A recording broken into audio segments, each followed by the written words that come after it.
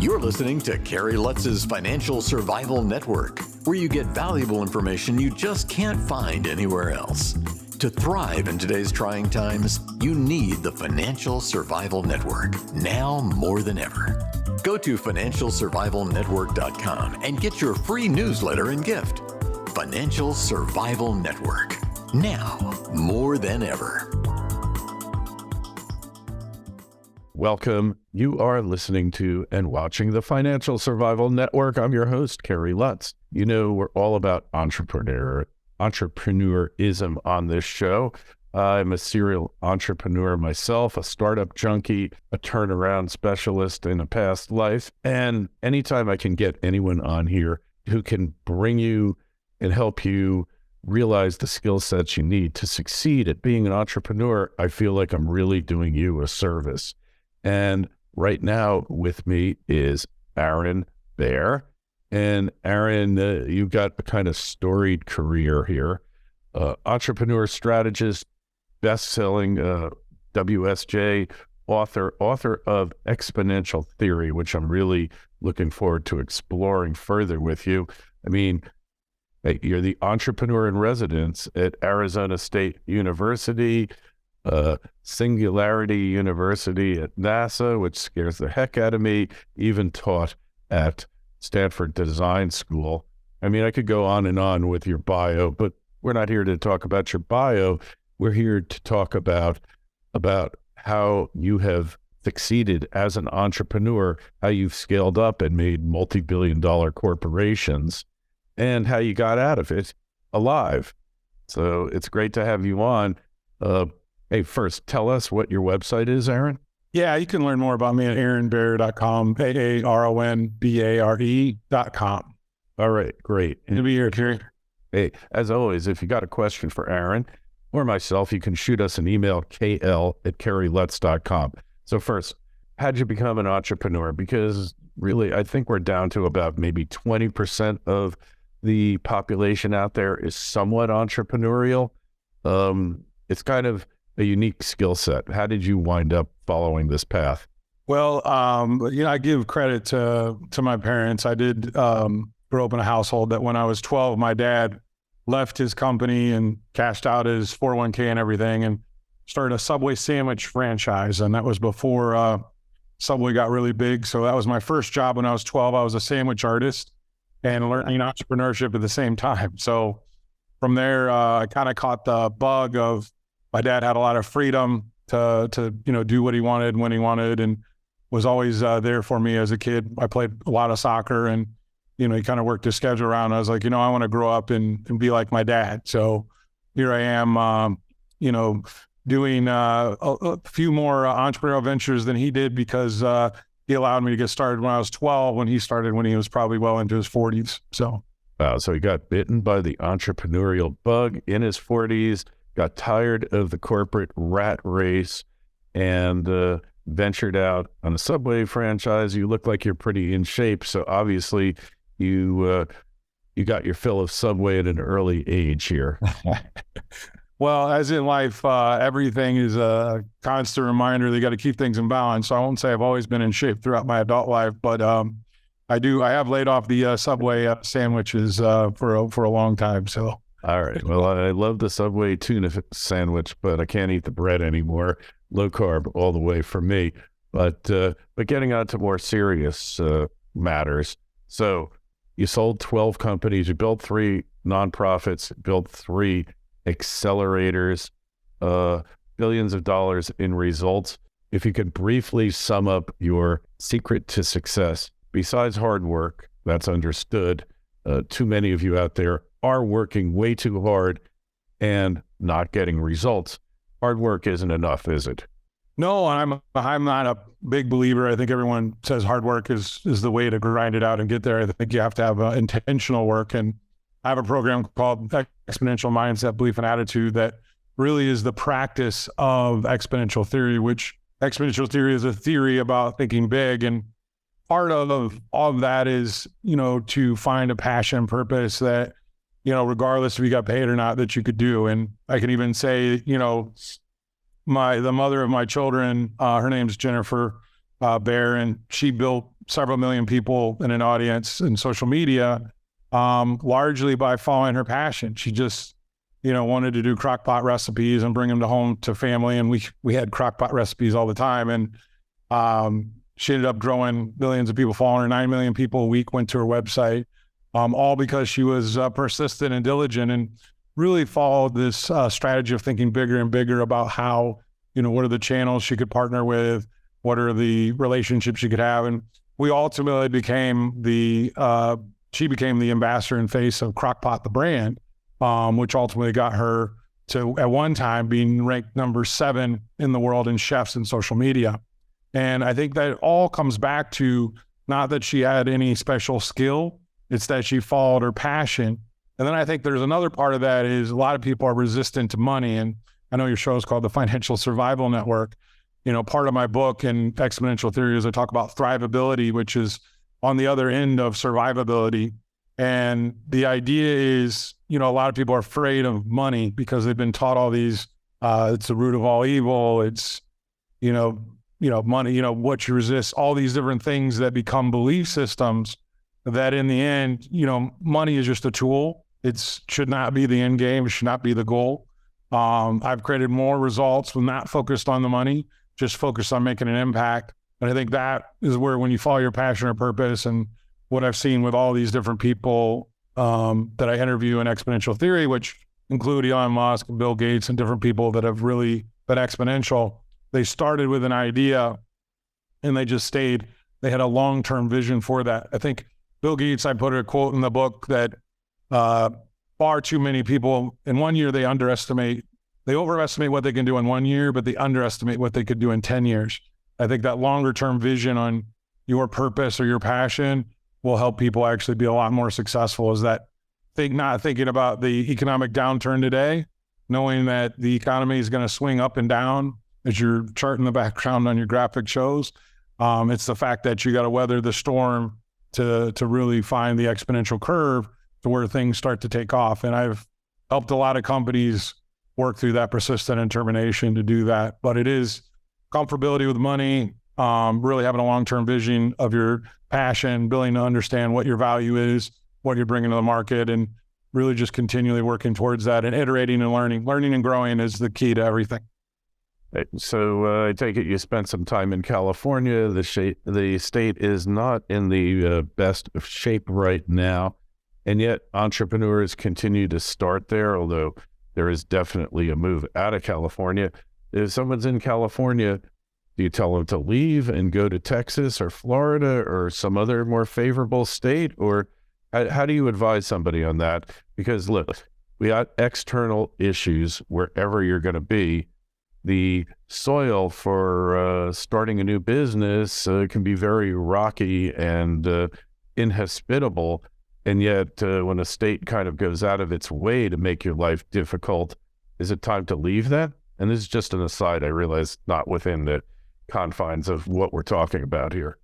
No, it's a good point. I think any entrepreneur has got to create the environment that's going to make them most successful. So it's not to say that there's some entrepreneurs that really need the best of the best programmers and they need to catch, this latest tech layoff has put a lot of really talented people on the street.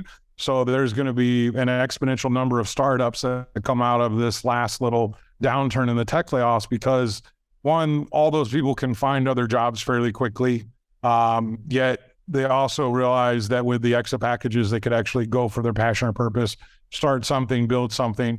What we've seen, though, I'm from Arizona, so Arizona is another big benefiter of the exodus from California. We've gotten a lot of companies as they have got beyond their kind of core team, move to Arizona and kind of grow here, just because it honestly costs half to a third the cost. So if you got to raise 3 times the money to kind of make it in California, there's cost of living adjustments and different things, but it's the same idea of starting a business in New York City. I think the overall opportunity is to find a place that, one, you can find the talent for what you're wanting to accomplish, and then surround yourself with the environment. And also raising money isn't as confined as it used to be. I mean, I've raised well over $100 million for startups that I've been involved in. And I used to go down Sand Hill Road in Silicon Valley, spend a lot of time there. And they used to have this story about the bicycle, and they say, well, Aaron, you're in Arizona and I only invest in things that I can ride my bike to. So the idea is that, if it's 116 and things are going to go to hell, which they are going to go to hell in every startup, you're going to reach a point of breakage or some point of, no return that you got to really push through. Those venture capitalists were more inclined to say, I'm not going to fly down to Arizona in the middle of the heat to do that. I'm going to invest in something in my backyard. That no longer is the truth. I think we've seen a diversification across the world. And that's part of my own exponential theory writes about that. I have a whole chapter on accelerators and how the world is accelerating using the model of Silicon Valley, but more in a more efficient way because they're using their local ecosystems. The younger skilled workers are obviously coming in and willing to take more risk than some others. But we're also seeing a new generation of people that are more about purpose and passion than they are about money, because they've seen their parents and grandparents really focus just on, a nest egg and retirement, where we're seeing a lot of other people kind of fall on their passion. And there's a lot more opportunities to do a lot of different things now at a younger age and, be a little entrepreneurial without obviously taking the plunge to do a startup itself. All right, so going back to like Elon Musk, and he did succeed in California, and now he's a global brand, obviously. He mentioned a number of times company was about to go bankrupt and financing materialized at the last moment. And when he talked about the Model 3, he called it production hell. While his obstacles, his hurdles were much higher than most, that's what you encounter in building any business, don't you?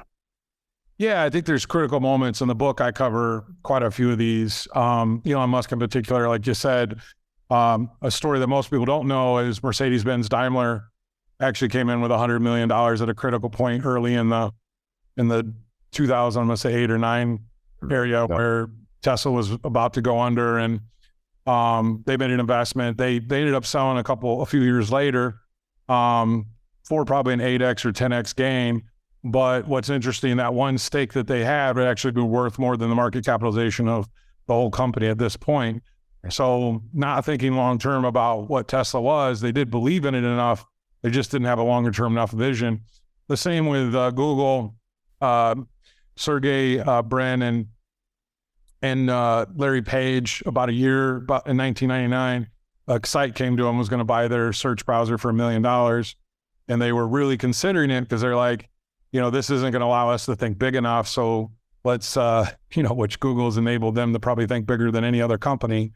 But they were considering selling it at that early stage and kind of overcame that and kind of found this, Larry Page found this page algorithm that ultimately started serving up very relevant ads and kind of disrupted the search engine space.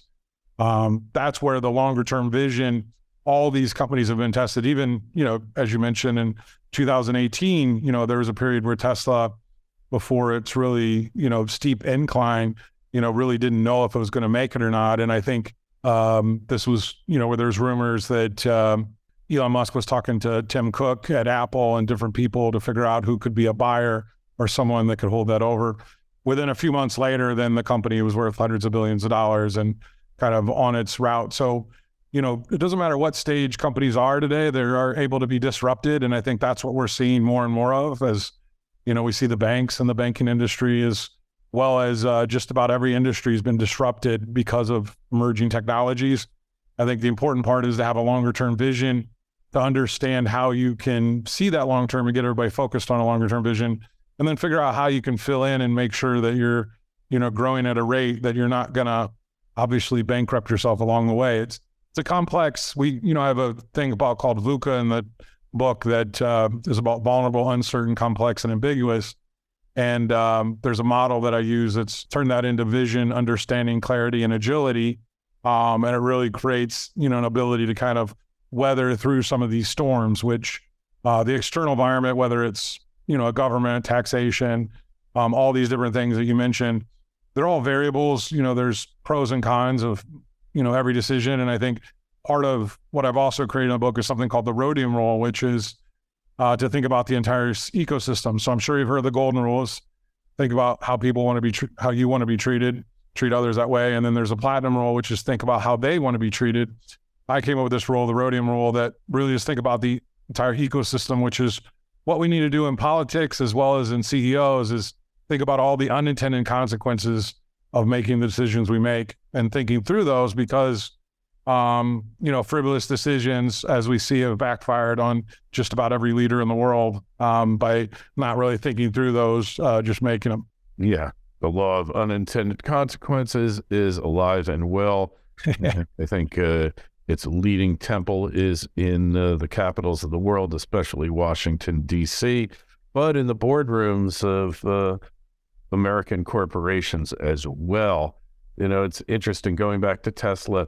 So Mercedes invested in them. Now Tesla's worth way more than the market cap of Mercedes. They're going to sell as many cars as Mercedes. And arguably, Tesla has disrupted the entire auto industry with this push to electrification. I'm not going to debate the merits of that. I think governments pushing a particular energy transition, it hasn't worked in the past. We'll see if it works now, but the market is heading there. I think there's no question about it. Just that interesting that they planted the seeds of their own demise.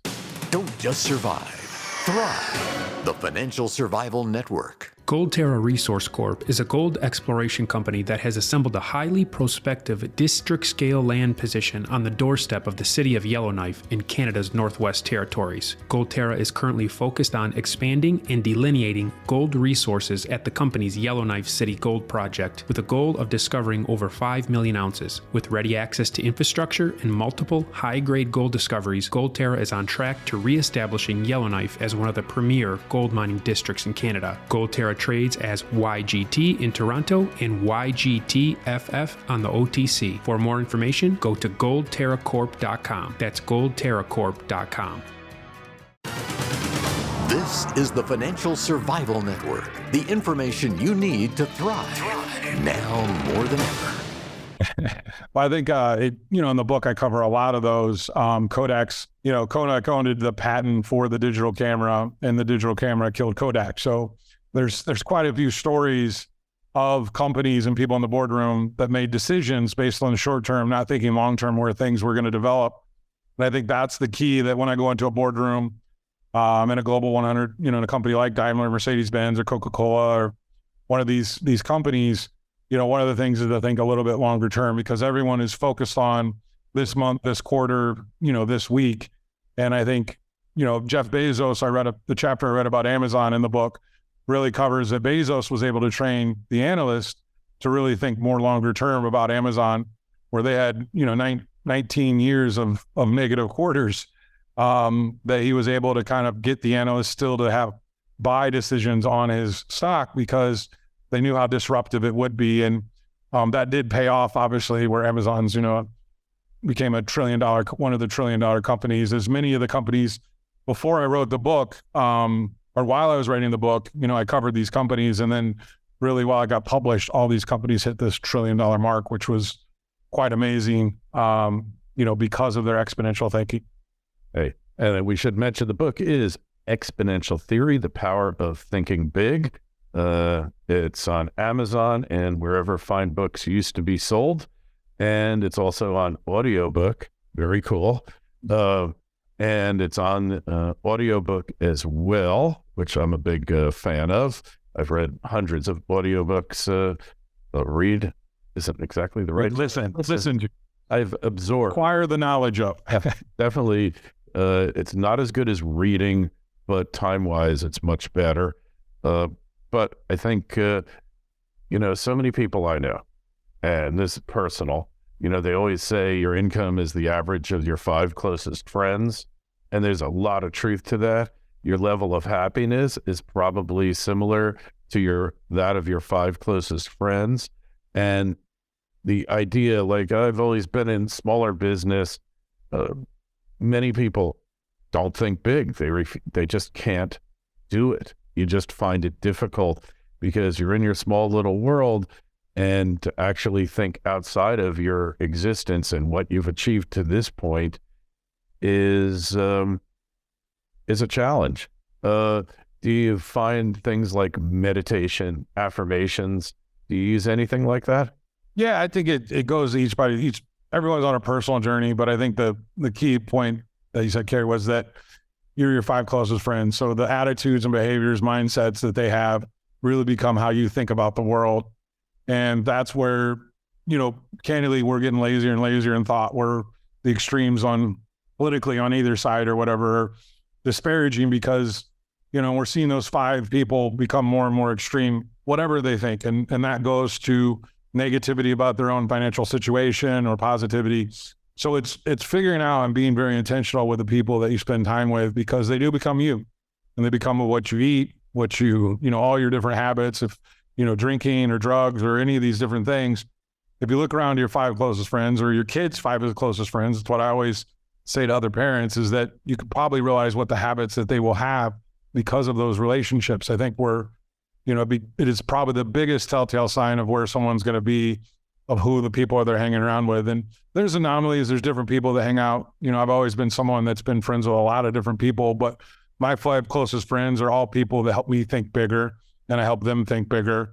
And honestly, at this stage in life, you're going to also go through life, and you should change friends because you're going to morph and change. And it's I think part of a natural progression is like what you're interested in. And if you're willing to think bigger, you're most likely going to have to break some of those relationships, unless your 5 closest friends are all willing to kind of think bigger with you, which is often most people are caught in their crap and, not willing to let go of things they need to.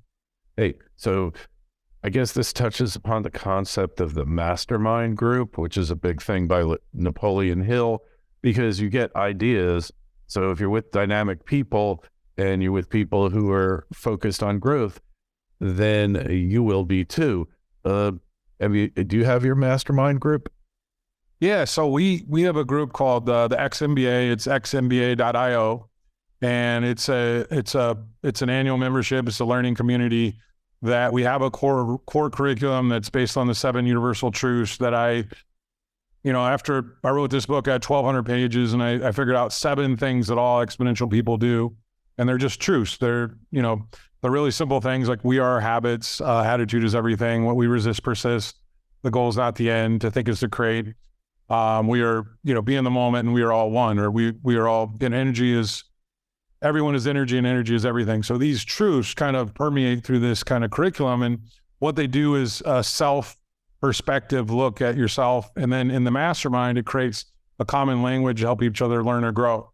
And that's all we focus on, is learner growth in that community. And we're growing like crazy because I think a lot of people want to not be in survivability, want to be in thrivability. And thrivability is be intentional about the 5 people or the 15. It's called the Dunbar rule, Dunbar group. So as you kind of grow that and be intentional about the people that you're spending time with, what we're seeing is, we're putting very impactful entrepreneurs with other people that want to start. We're seeing major jumps in people as they get into our kind of masterminds, because they start behaviorally modeling themselves after people that are successful in the group, and they have mentors and buddies, and we've created a really good structure.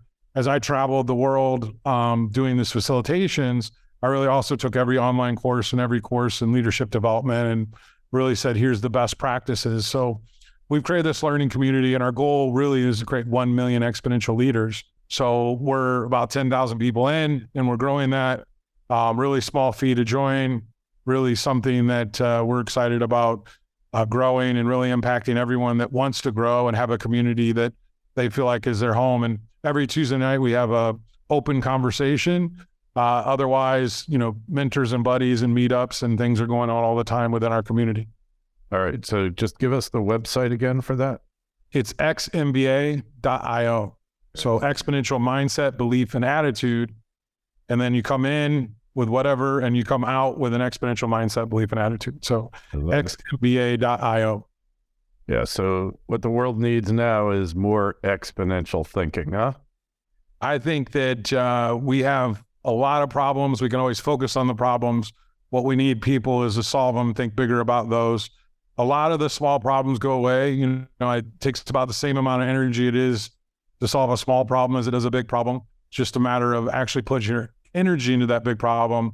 And then obviously you attract other big thinkers when you do that. And that's really the key to the XMBA's success as well as to the success of everybody in that program is you're around people that want to think bigger. So it's challenging each other to think bigger about the problems you're solving, challenging each other to make more money, to make a bigger impact, to follow your hobby or your passion or your pursuit. All those things are conversations that we're having every day there. And, part of it is, built out of the book, Exponential Theory, which will give you a taste of that, is kind of modeled after all the people that have, really exponentially created different things in the world and really changed our world. Our world has completely changed because of these few different people. But then I actually have a community that people can practice on themselves, creating the beliefs. And part of that is unlearning and reprogramming your mind, because we grow up and learn so much. We need to really think about what serves us well and what doesn't serve us well. And then it's all about, really growing from there. So it's a really cool community where in the end, everybody focuses on their passion and purpose and shares it with everyone else. They have a mastermind to help each other. We have this unconditional giving day where one member in the group will focus on them, and then everyone will actually contribute to that person. We rotate through people in the cohorts, and then you just see massive growth. So it's really is about helping people really funnel their energy into passion and purpose. And, part of our belief system is everything is energy and energy is everything. And if you think of any startup or any successful thing, it's because the energy grew in it, because one, the message was viral or, had contagion, and, all of a sudden people started believing in it, and they had a mindset that it would help grow people. And it's like ChatGPT being one of the fastest growing technologies. The people that use it and leverage it, talk about it more than they need to talk about it. But, it is just another tool. And that's where the XMBA is a tool. There's a lot of tools in the toolbox for people to be successful. And at no other time in history has the toolbox been more equally available to every man, woman, and child on this earth, and that's the unique part is we're seeing people disrupt things, not from the point of expertise, but from the point of just someone new wanting to solve a big problem and thinking bigger about it. Mm-hmm. Gotcha. Interesting. In the field of computers now, what the most sought after position is, both by employers and employees? Is it prompt engineer? Yeah, prompt engineer. Like, who would ever believe there would be such a thing as a prompt engineer? Well, Aaron, really appreciate your taking time out and coming on the show. I think a lot of you out there can really profit from the things that Aaron's been discussing. Mindset is everything, and that's what you always got to realize. Again, the book, Exponential Theory, The Power of Thinking Big, and Amazon and all other places. And you can get it on the Kindle and the audiobook, my personal favorite.